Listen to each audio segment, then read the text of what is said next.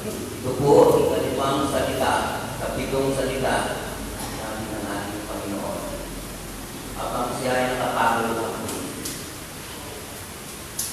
Sa chapter 19, verse 28, sinabi ni Jesus, alam ni Jesus na maganap na ang lahat ng bagay bilang katuparan ng nakasulat, ay sinabi niya, nauuhaw. Hinihingi ko po kayo paintulot, ay tuloy ko po ang isa pa pong verse na kasunod ito. At sa halip na tubig, ay mapalit na alak ang pinainom sa kanya. Sa kapila ng kanyang uhaw, mapalit na alak ang hiniyari sa kanya. Kailangan mangyari po ito upang matupad at maganap ang nakasulat sa mga hula sa awit. Sa chapter 69, verse 21, ganito po ang pagkasabi, sa halip na pagkain na ako'y nagutom, ang dulot sa akin ay mabagsik na lason, suka at tubig ang pinainom. Nauuhaw ako. Ang salita po ito ay salita na nagdurusang pisikal. Dahil sa panahon niyaon, siya ay sa katuyong katayuan bilang isang tao. At bilang isang tao po, ang tao kapag napagod at nahihirapan ng katawan, siya po ay nakakaramdam ng pagkauhaw. Ngunit kung ating pailalin ang kanyang pag-ibig anak ng Diyos, wala po siyang nadaramang pagod, uuhaw. Basahin po natin ang nakasulat sa 1, chapter 6, verse 25. Ako ang pagkain, nagbibigay buhay. Ang sabi ni Jesus, ang lumalapit sa akin ay hindi na magugutom, at ang nananalig sa akin ay hindi na mauuhaw. Ito'y malaking katanungan po sa ating isipan. Siya mismo nagsabi na siya ang tubig ng buhay. Paano na po sa kapingin na yun na siya ay nauuhaw? Kailanman sa mga salita ito, hindi tubig ang papawid sa uhaw ni Jesus dahil siya mismo ang tubig ng buhay. Tumayan pa rin po natin na nakasulat sa 1, chapter 4, verse 14. Ganito po ang mababasa natin. Ngunit ang uminom ng tubig na ibibigay ko ay hindi na muling mauuhaw. Ano po ba ang kahulugan talaga ng kanyang mga sinabi? Ako'y nauuhaw. Upang maging maliwanag po sa ating lahat, madali natin bigyan linaw ang mga salitang ito. Mayroon po akong ipahagi sa inyo na isang kwento. Mayroong isang ama na malalim ng relasyon sa Diyos at may pananampalataya. At nais na naman ito na maging matuwid at mapayapa na buhay sa kanyang mga anak. Sa pamamagitan ng pagsunod sa mga pinag-uutos ng Panginoon,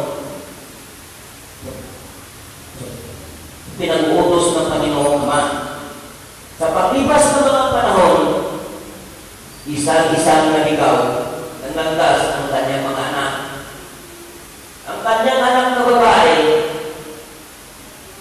ay pasaling-saling po sa iba't ibang lalaki.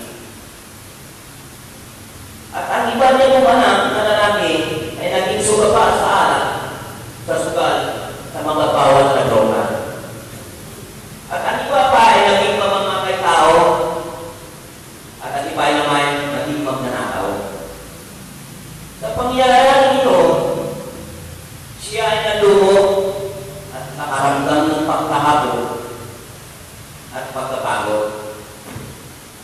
Sa ganitong pagkakataon, napansin ito ng kanyang tubiging asawa at kali-kaling kumuha ng tubig na ipainom sa kanya. Ngunit ito hindi ininom na naman. Sabay sambit ng mga katagal na sasabit ako at nauuhaw ko sa kanyang pagbabalik sa tahanan ito at pagbabalik ko sa kanilang ama. Sa kwentong ito, ating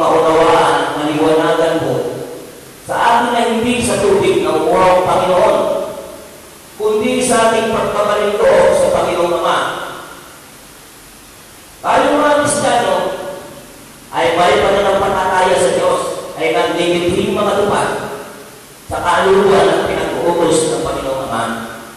Tumayan po natin ang nasulat sa Matthew chapter 5, verse 6. Mapalad ang mga nagdidikling mga tupad sa kaluluwa ng Diyos. Ito ang makatupad sa kaluluwa ng Diyos. Ito ang isa sa pinakamahalagang talata noong siya ay nagsisermon sa bundok. Ang pinakakailangan para sa lahat ng banal na pamumuhay ay nagdidikling makatupad sa kalooban ng Diyos. Ang espiritual na kalagayan ng mga Kristiyano sa pamumuhay nila ay nakasalalay sa kanilang pagkadulog at pagkauhaw sa presensya ng Diyos. Subalit ang mga pagkauhaw ng mga Kristiyano sa mga bagay-bagay ng Diyos ay nasisira ng makasanlibutan alalahanin. Ano po mga ito? Sanlibutan alalahanin na ito. Una, pagkaraya ng mga kayamanan. Ito po yung mga tao na nagpapayaman sa mga maling pamamaraan.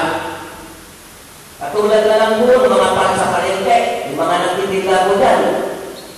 Pasensya na po kayo, hindi ko sinasabi kayo.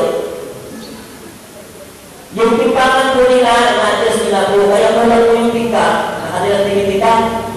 Ito po yung isang sinasabi ng Panginoon na pagkaraya sa kayamanan. At yung mga politiko naman, hindi naman nila pera ng bayan, binubusan nila. Ang pangalawa po, pagnanasa sa mga bagay-bagay at mga kalayawan ng buhay at pakatigong mananatili kay Kristo. Ito po yung ating mga bagay na minsan po nakakalimutan na po natin si Kristo. Ito po, dito ating madarama ang katotohanan. Marami sa atin na nakakalimot sa Diyos pag tayo ay masaganang buhay, di ba? Kung minsan na nakalimutan pa natin magpapasalamat.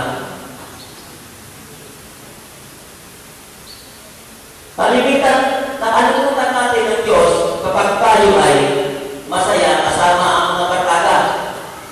Minsan po, nangyayari sa atin ito. Kapag katuna ko sa barkada, minsan di kayo kumasan, magkakano, makasyan. Hindi na po natin maalala ang piling sa atin ng Panginoon. Nakalimutan natin ng Diyos kapag makapiling tayo ng mga babae, hindi naman natin nasawa. Pero isa ng asawa ko. Ang mga bagay-bagay na gawa-gawa na ito ay siyang dahilan ng pagkauhaw ni Jesus.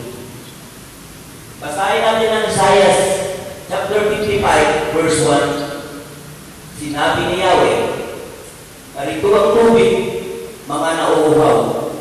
Ang mga walang sarapi ay kumuha nito at bumili ng pagkain. Halika kayo at bumili ng alak at gatas.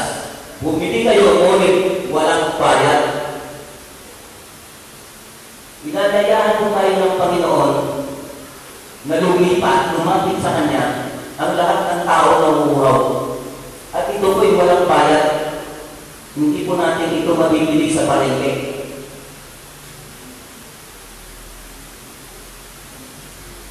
Ang ngayon sa paliwanag ng Biblia natin, ang mga paliwanag na ito ay ating natuklasan sa Biblia.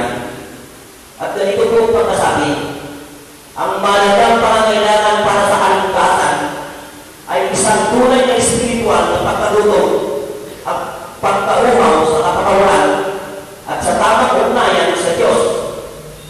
Dapat ay magsisi sa ating mga kasalanan at lumapit sa Diyos sa pananampalataya para dagan nito ang pagkalutong at pagkauhaw sa katinulan ng Diyos at sa kapangyarihan ng Kanyang kaharian. Ay lubhang pinakailangan patuloy para kagapin at tapos-pusan ng Kanyang Espiritu. Taon-taon natin hinugunita ang pangyayaring na ito kay Jesus. Ating nadarama ang Kanyang pagturusan, ang Kanyang pagdaing, at ang mga salita na uuhaw. Kailan natin Hinahamon ko itong lahat, ito na po ang panahon